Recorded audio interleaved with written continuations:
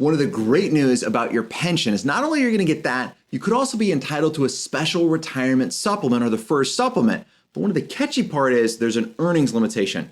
If you don't exactly know how that works, make sure you stay tuned for this FERS Federal Fact Check.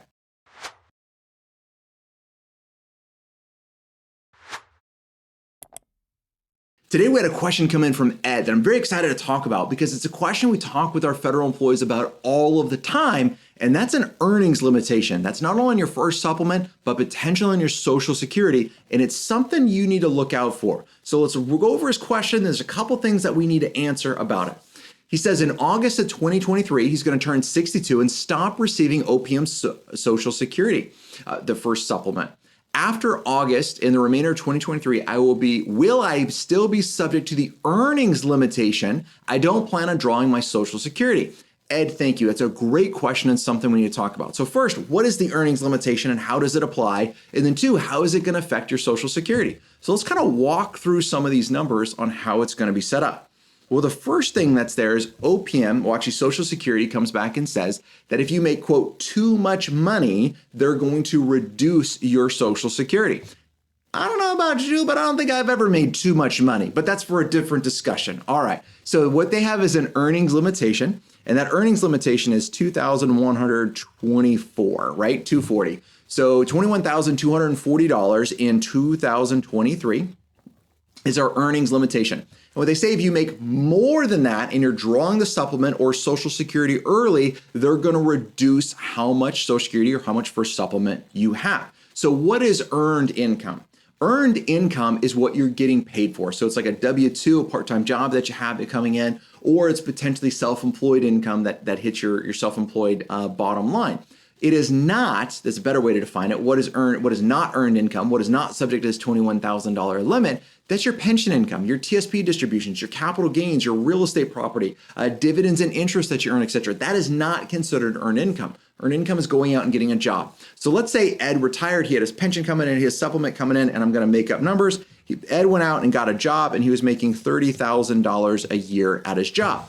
Well, what OPM's going to do is, because he's getting the FERS supplement and it's a portion of your Social Security that you're getting early, it's subject to this limitation. They're going to see what is the difference between these numbers, and the difference is going to be somewhere around $8,760 of what they like to call excess earnings. That's earnings that are above the limit that you receive. And what happens is for every $2 you earn above the earnings limitation, they're going to reduce your benefit by $1. So we take that difference, now we're going to divide it by 2, and that's going to equal somewhere around $4,380 reduction.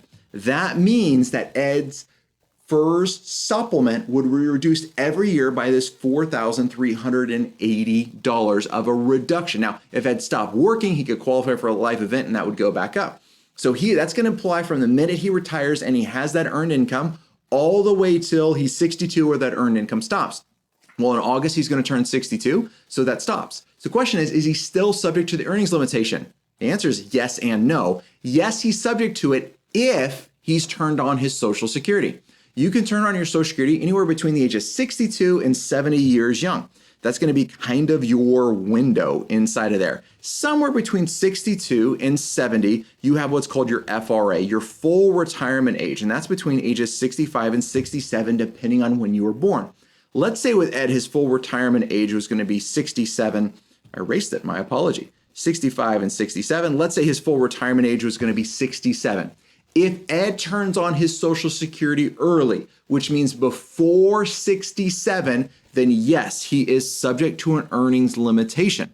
But if Ed, under his current plan, he's choosing to defer his Social Security, because every year he postpones it, it's going to grow, which is fantastic. If he's choosing to delay that Social Security benefit, then no, the earnings limitation doesn't apply, which is fantastic. So Ed, you're going to keep getting your pension, which is great. Your supplement stops in August. There's no worries with that. Earnings limitation doesn't apply to you until you turn your Social Security on, if you turn it on before your full retirement age. If you turn on Social Security, if you turn your Social Security after your full retirement age and have earned income, then no worries. There's no earnings limitation for you.